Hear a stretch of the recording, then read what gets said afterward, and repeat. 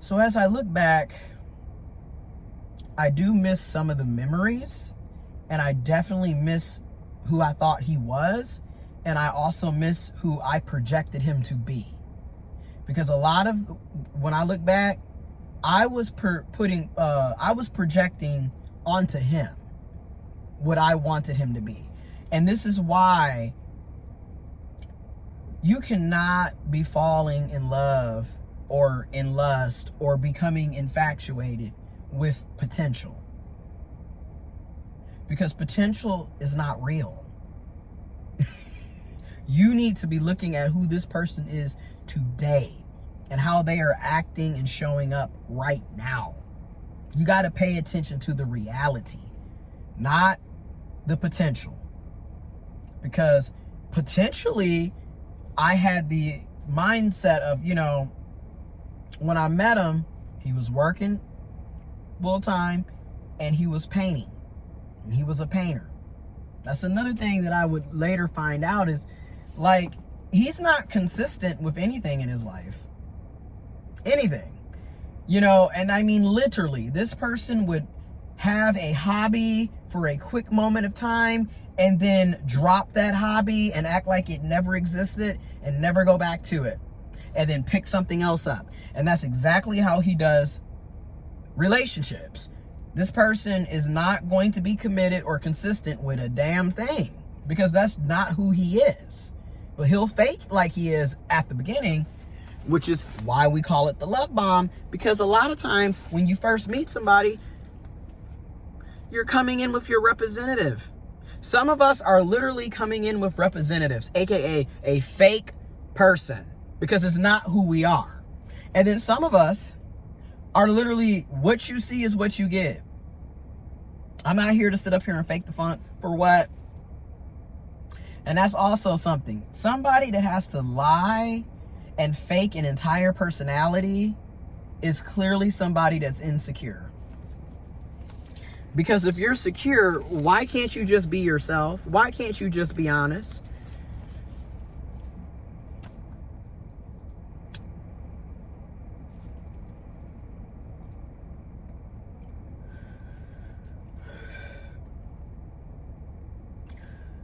But anyways, that was on me putting all that projection. Literally thinking, ooh, I can help him with his business. We could be potential business partners.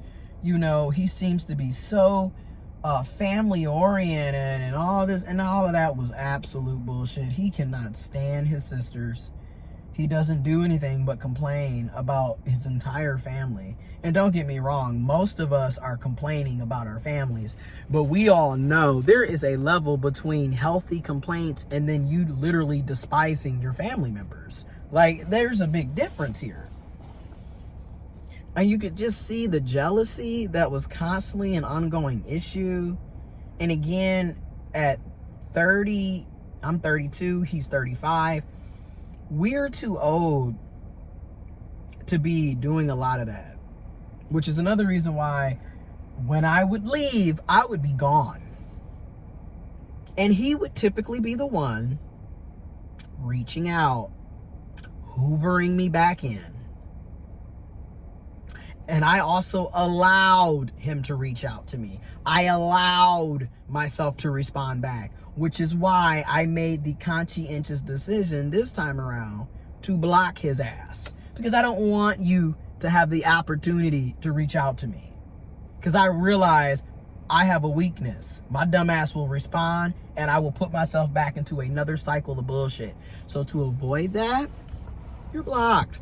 I don't have to worry about some fake ass apology coming weeks to months later that you are not sincere about. And going back into the same cycle of not having your needs met and being basically used as a placeholder. No.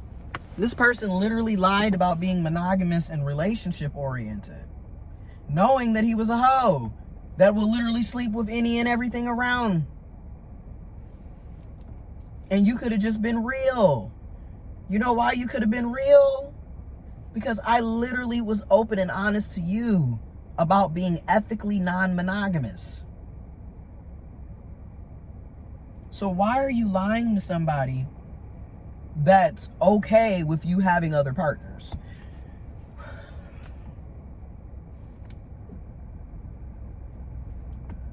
This is what I mean by niggas are crazy. Okay? Why would you lie to somebody that is ethically non-monogamous, that has told you up front that they are ethically non-monogamous? I don't have a problem with you having other sexual partners. Other partners in general, really. However, you communicate.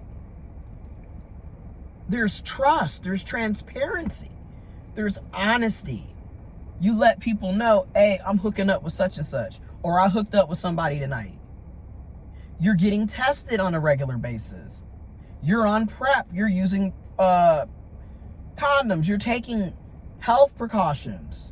We're getting tested. That's another thing. I get tested every 3 months. I'm on PrEP. I get tested every 3 months. And I would always share my test results with him. This man never went and got tested, never shared any test results. All of this shit was a red flag from day one. Thank goodness for PrEP, because you really don't know what any of these people are doing. A lot of these people do not use condoms and protection. They lie to hook you in with the idea of, yeah, I do. He literally stealthed me in August of 2022. Another red flag. Here it is. You know, at the beginning when we first met, I was very big on condoms, condoms, condoms. And yet you took it upon yourself to hit it from the back with no condom, knowing that that's the agreement that we had set. He always was violating my boundaries, and I was always allowing it. So I also take accountability. Again, no respect for nobody.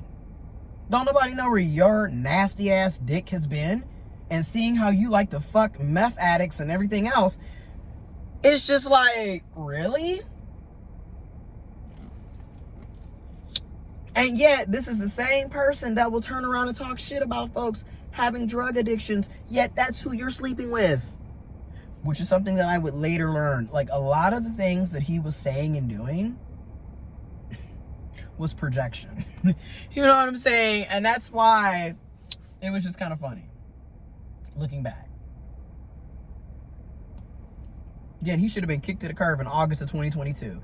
This is why I keep saying, as I'm reflecting, I'm looking at all of these obvious red flags that should have been the end of the situation from day one, because there were so many red flags.